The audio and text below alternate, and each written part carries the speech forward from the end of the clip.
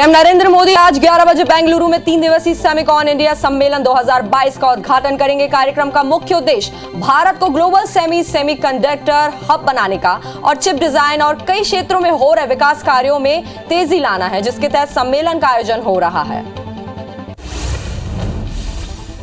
प्रधानमंत्री नरेंद्र मोदी आज से गुजरात के सूरत में 3 दिवसीय ग्लोबल पाटीदार बिजनेस समिट का उद्घाटन करेंगे। मिशन 2026 के तहत सरदार धाम इसका आयोजन कर रहा है, जिसका उद्घाटन पीएम मोदी दोपहर 12 बजे वीडियो कॉन्फ्रेंसिंग के जरिए करेंगे। इसका थीम आत्मनिर्भर समुदाय से आत्मनिर्भर गुजरात और भारत रखा गया है। असम में कल पीएम मोदी ने कई योजनाओं की आधारशिला रखी। पीएम मोदी ने कार्बी आंगलोंग में मांजा पशु चिकित्सा महाविद्यालय, कृषि महाविद्यालय, अंपानी वेस्ट गवर्नमेंट कॉलेज सहित कई योजनाओं की सौगात दी। डिब्रूगढ़ के खनिकर मैदान में लोगों को संबोधित करते हुए पीएम मोदी ने कहा कि असम ही नहीं, नॉर्थ ईस्ट में कैंसर एक बहुत बड़ी समस्या रही है। इससे सबसे अधिक प्रभावित गरीब होता है, मध्यम वर्ग का परिवार होता है। इस परेशानी को दूर करने के लिए बीते 5-6 सालों से जो कदम उठाए गए हैं। पीएम मोदी ने कहा कि हमारी सरकार का फोकस इस बात पर भी है कि डॉक्टर्स की संख्या में कमी को दूर किया जाए। बीते 7 साल में एमबीबीएस और पीजी के लिए 70,000 से ज्यादा नई सीटें जुड़ी है। हमारी सरकार ने 5 लाख से ज्यादा आयुष डॉक्टरों को भी एलोपैथिक डॉक्टर के बराबर माना है। पीएम मोदी ने कहा कि हमारी सरकार का फोकस स्वास्थ्य सेवाओं के डिजिटलाइजेशन का है। सरकार की कोशिश है कि इलाज के लिए लंबी लंबी लाइनों से मुक्ति हो, इलाज के नाम पर होने वाली दिक्कतों से मुक्ति मिले। इसके लिए एक के बाद एक योजनाएं लागू की गई है। पश्चिम बंगाल की सीएम ममता बनर्जी आज दिल्ली जाएंगी, जहां वे शनिवार को आयोजित होने वाले एक राष्ट्रीय सम्मेलन में शामिल होंगी। सम्मेलन में पीएम मोदी भी मौजूद होंगे। हालांकि ममता ने कहा है कि वह उनसे मुलाकात नहीं करेंगी, क्योंकि 1 मई को मजदूर दिवस और उसके बाद ईद के कार्यक्रमों में शामिल होने के लिए वे बंगाल लौट जाएंगी। दिल्ली में कोरोना के मामले तेजी से बढ़ रहे हैं। 24 घंटे के अंदर 1490 नए कोरोना मरीज मिले हैं। वहीं 1070 स्वस्थ होकर डिस्चार्ज हुए हैं। संक्रमण से 2 लोगों की मौत दर्ज की गई है। इसके बाद एक्टिव मरीजों की संख्या बढ़कर 5250 हो गई है, जिनका इलाज जारी है।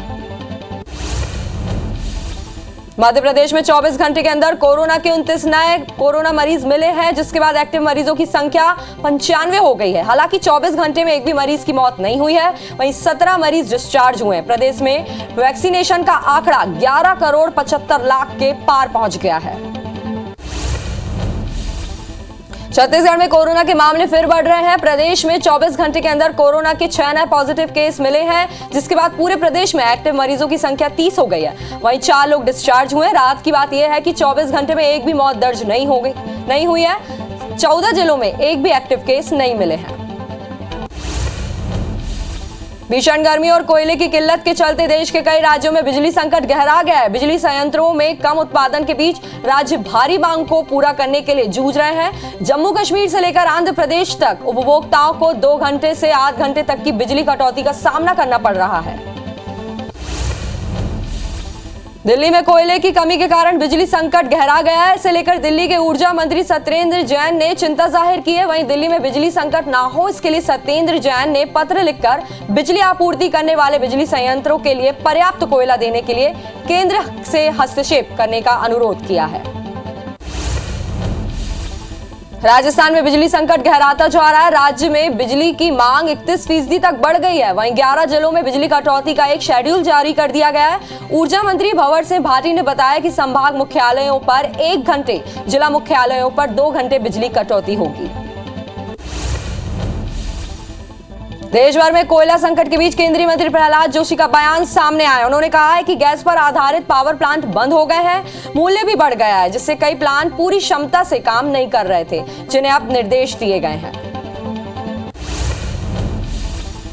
उत्तर भारत के सभी राज्यों में अगले 3 दिन तक जबरदस्त लू चलेगी। मौसम विभाग का कहना है कि लू के प्रभाव के कारण 1 मई तक तापमान 48 डिग्री पर पहुंच जाएगा। ऐसा हुआ तो गर्मी 64 साल पुराना रिकॉर्ड तोड़ देगी।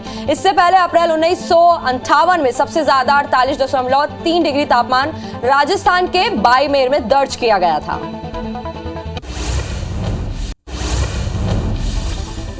दुनिया भर में कोरोना के मामले फिर तेजी से बढ़ने लगे हैं। जर्मनी में 24 घंटे के अंदर दुनिया भर में सबसे ज्यादा नए केस सामने आए हैं। यहां कोरोना के 1,24,000 नए केस मिले हैं। जर्मनी में 25 अप्रैल को 86,980 नए केस सामने आए थे। अमेरिका में भी 57,985 नए कोरोना मरीज मिले हैं। 25 अप्रैल को यूएस में 45,091 नए केस मिले थे। इस लिहाज से 28% की बढ़ोतरी हुई। अमेरिकी राष्ट्रपति के चिकित्सा सलाहकार डॉक्टर एंथनी फाउची ने कहा कि अमेरिका से महामारी अभी गई नहीं है। 2.25 करोड़ की आबादी वाले चीन के बीजिंग में सभी स्कूल बंद कर शादी और अंतिम संस्कार पर रोक लगाई गई है। बीजिंग में 2 करोड़ लोगों की कोरोना जांच का अभियान छेड़ा गया है। चीन के शंघाई में गुरुवार को 10,000 नए केस आए हैं। इधर एशिया में सबसे 57,000 से ज्यादा केस आए हैं। WHO के प्रमुख डॉक्टर टेड्रोस घेब्रेयेसस ने फिर चेताया है कि कोरोना की अनदेखी करना दुनिया के लिए घातक होगा। घेब्रेयेसस का बयान ऐसे वक्त पर आया है जब बुधवार को दुनिया भर में कोरोना काल के दौरान एक दिन में सबसे कम 15,668 मौतें दर्ज की गई थी। भारत में कोरोना के मामले तेजी से बढ़ने लगे हैं। देश में 24 घंटे के अंदर कोरोना के 3,377 नए मामले सामने आए हैं। वहीं 2,496 लोग डिस्चार्ज हुए, जबकि कोरोना से 60 लोगों की मौत भी हुई है, जिसके बाद एक्टिव मरीजों की संख्या 17,801 हो गई है।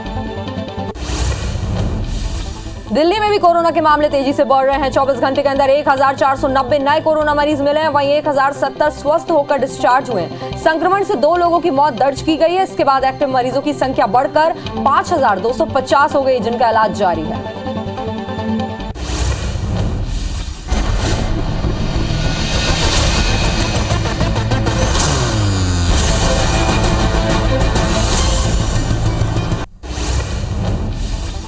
प्रधानमंत्री नरेंद्र मोदी ने वीडियो कॉन्फ्रेंसिंग के जरिए बेंगलुरु में सेमिकॉन इंडिया सम्मेलन 2022 का उद्घाटन किया। इस दौरान उन्होंने कहा कि मुझे खुशी है कि ऐसा सम्मेलन भारत में हो रहा है। सेमीकंडक्टर दुनिया में हमारी कल्पना से कहीं अधिक महत्वपूर्ण भूमिका निभा रही है।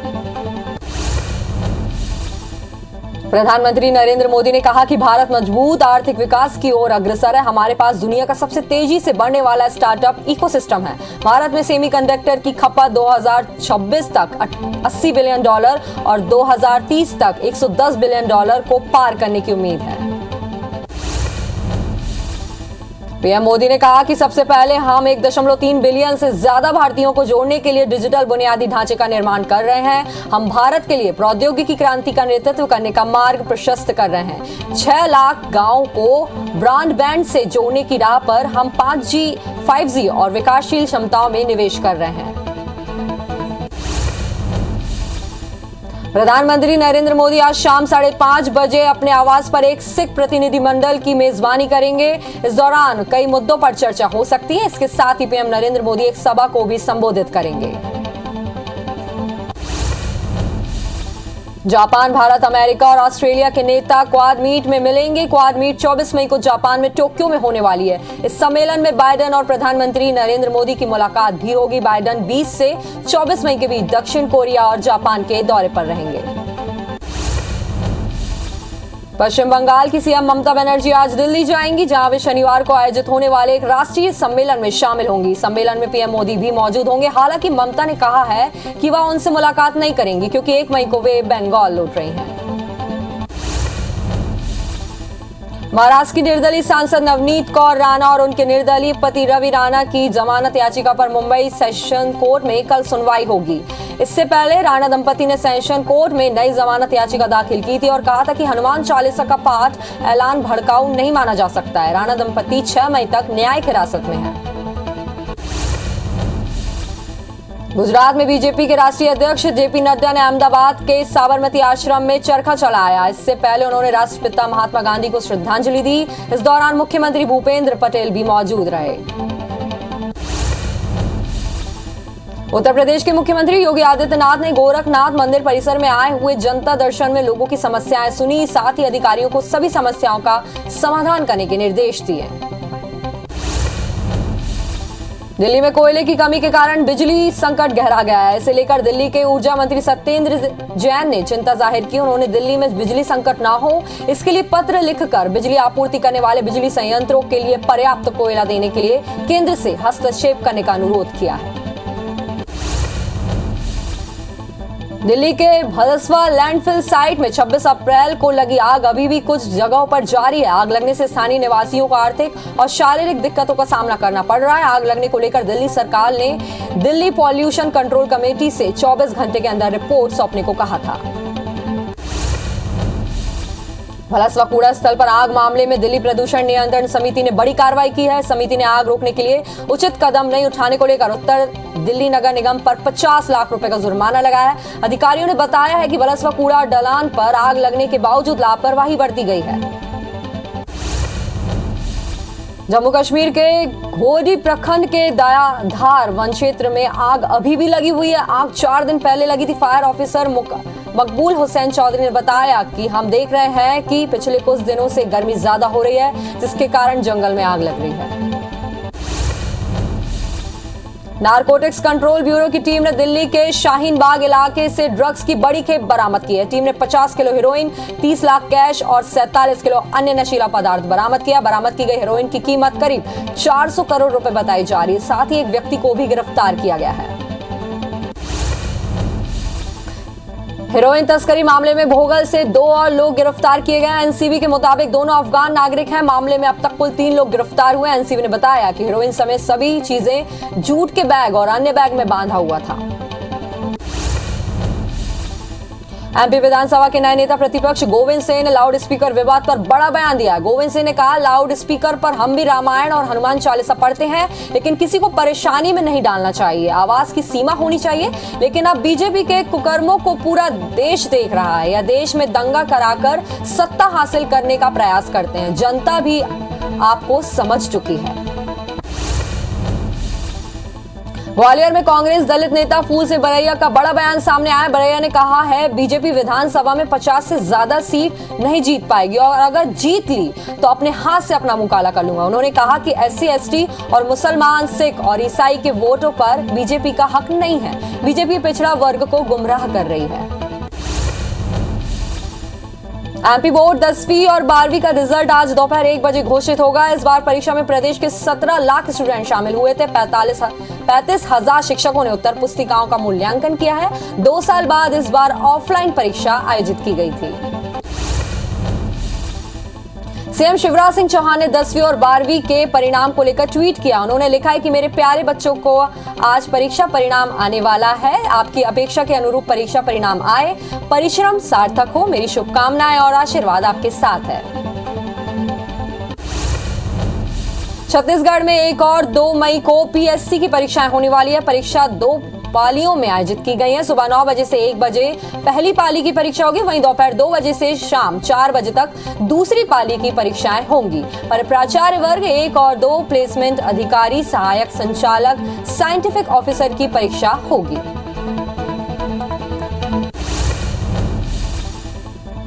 सीएम शिवराज सिंह चौहान आज कई कार्यक्रमों में शामिल होंगे। सीएम शिवराज इंदौर में आयोजित ऑटो एक्सपो कार्यक्रम में शामिल होंगे। सीईओ के साथ विस्तृत चर्चा होगी। साथ ही बीजेपी की कोर कमेटी की बैठक में भी शामिल होंगे।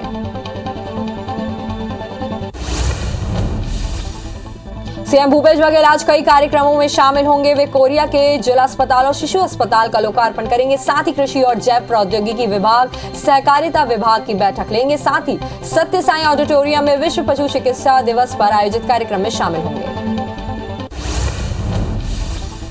खरगोन में आज कर्फ्यू में सिर्फ 4 घंटे की छूट दी गई है। लोग दोपहर 12 बजे तक जरूरी सामान खरीद सकेंगे। अभी तक दिन में 9 घंटे की छूट मिल रही थी। शहर में कर्फ्यू का उल्लंघन करने वालों के लिए जैतापुर के मैरिज गार्डन को अस्थायी जेल बनाया गया है। इसे लेकर अपर कलेक्टर ने आदेश जारी किए हैं।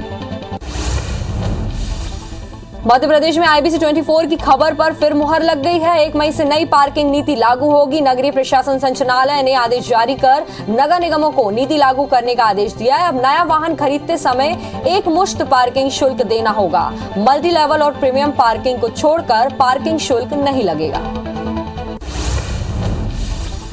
हाईकोर्ट की ग्वालियर बेंच ने भिंड कलेक्टर से शौचालय निर्माण की पूरी डिटेल रिपोर्ट तलब की है। दरअसल हाईकोर्ट ने शौचालय निर्माण में हुई गड़बड़ी में जांच और रिकवरी के साथ आदेश दिए हैं, जिसके बाद जिम्मेदार अफसरों ने गड़बड़ी की राशि तो वसूल ली, लेकिन नौकरी से हटाने की कार्रवाई नहीं की, जिस पर कोर्ट ने रिपोर्ट मांगी है। परसा कोल ब्लॉक के महत्वपूर्ण मामले में बिलासपुर हाईकोर्ट में सुनवाई हुई। कोर्ट ने आधी रात हुई पेड़ों की कटाई के मामले में राज्य सरकार से रिपोर्ट तलब की है। बताया गया है कि 1 लाख से अधिक पेड़ों को कटने का खतरा है। 7 सरकारी कंपनी के नाम पर ब्लॉक लेकर निजी कंपनी को खदान सौंपने का आरोप लगाया गया है।